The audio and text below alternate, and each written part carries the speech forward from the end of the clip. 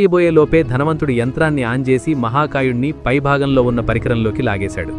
ఈ దృశ్యం చూసి ముగ్గురు ఆశ్చర్యపోయారు. టెక్నాలజీ శక్తి ఎంత గొప్పదో అర్థమైంది.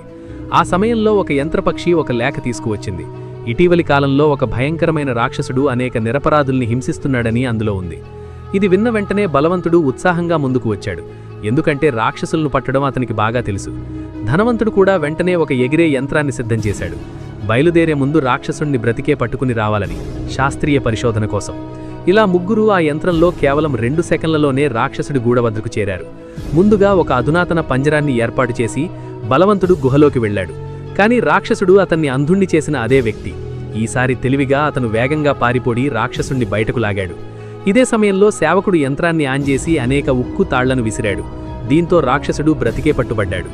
పనిని పూర్తి చేసి ముగ్గురు పెట్టెను మోస్తూ ఎడారిలో నడుస్తూ ధనవంతుడి ఇంటికి బయలుదేరారు.